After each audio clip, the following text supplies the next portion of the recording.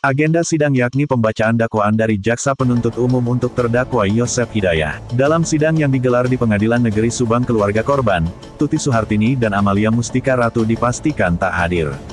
Anak korban, Yoris memilih hadir saat menjadi saksi untuk memberikan keterangan.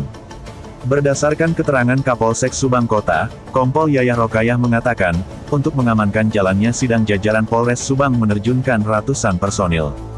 Untuk mengamankan jalannya sidang perdana Yosef Hidayah dalam perkara kasus pembunuhan ibu dan anak di Jalan Cagak, Polres Subang menerjunkan 134 personil yang dibagi menjadi 3 ring, kata Yayah, Kamis tanggal 28 Maret tahun 2024. Saat ini semua personil sudah siaga di kawasan Pengadilan Negeri Subang untuk mengamankan jalannya sidang kasus pembunuhan tersebut. Inilah pernyataan Bapak Ahid Syahroni mengenai sidang terdakwa Yosef yang digelar di Kabupaten Subang, Jawa Barat. Sidang pertama kita mendengarkan bacaan dakwaan yang dibacakan oleh Saudara Jaksa Penuntut Umum. Jadi memang peristiwa pidananya, alurnya memang seperti apa yang disampaikan oleh saksi Ramdhanu begitu. Jadi memang keterangan Danu ini bersesuaian dengan bukti-bukti yang tentunya dimiliki oleh rekan Jaksa Penuntut Umum. Kemudian sampai kemudian dibuatkan dakwaan ini, tersusunlah dakwaan yang memang ancamannya luar biasa begitu kita melihatnya.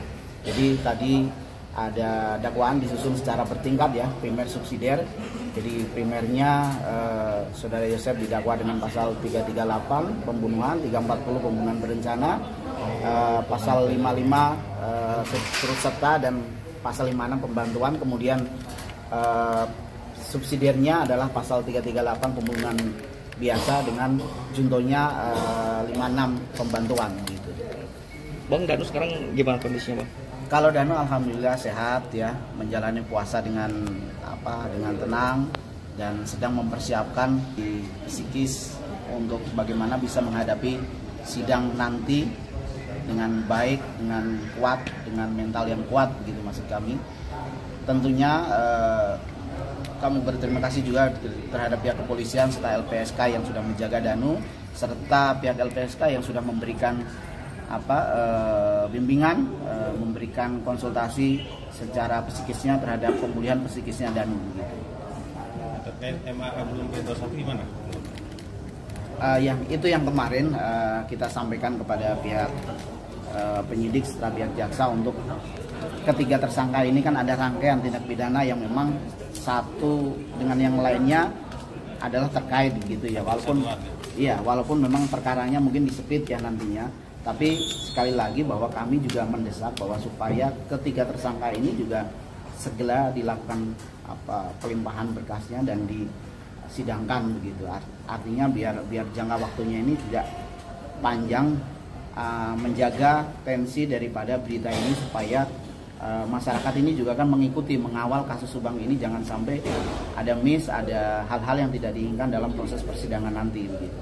Informasi yang didapat apa sih Bang dari pihak KPK kepada kuasa hukum Danu sendiri? Kesulitan yang dihadapi apa sih Bang? Sebetulnya yang 3 itu belum ditahan. Sebetulnya satu lagi pertanyaannya, apakah tidak cukup barang alat bukti atau apa sih Bang? Begini ya, masalah penahanan itu kan kewenangan subjektif dari pihak kepolisian ya, dari pihak penyidik. Jadi memang menurut pasal 21 KUHP itu memang disebutkan alasan-alasan orang dapat ditahan itu ya. Yang kemarin saya pernah bilang khawatir melahirkan barang bukti, mengulangi tindak pidana dan seterusnya begitu. Nah, ini kan memang kalau kami lihat bukan kurangnya bukti ya. Artinya bahwa memang mungkin nih penyidik menunggu momentum yang tepat saja begitu untuk bagaimana, karena ini perbuatan yang satu dengan yang lain ini terkait begitu ya. Artinya momentum itu mungkin nanti akan disampaikan atau nanti akan dibuka pada saat yang tepat gitu oleh penyidik begitu. Kalau kami meyakini bahwa ketika orang ditetapkan statusnya sebagai tersangka, ada juga yang di situ sudah ditahan. Ini artinya bukan langkah hukum yang main-main gitu. Apalagi kaitannya dengan pasal pembunuhan berencana yang ancaman hukumannya sampai dengan mati. Ini nasib orang gitu. Artinya ketika penyidik sudah menerapkan pasal tersebut begitu, artinya memang sudah cukup bukti untuk melakukan menetapkan orang sebagai tersangka. Nah, kaitan dengan masalah ditahan atau tidaknya yang sampai saat ini masih belum dilakukan, kembali lagi itu adalah hak prerogatif dari penyidik yang kami pun menghormati itu begitu. Oke, sip. Cukup. Terima kasih Pak Ed. Ya, terima kasih. Terima kasih Pak.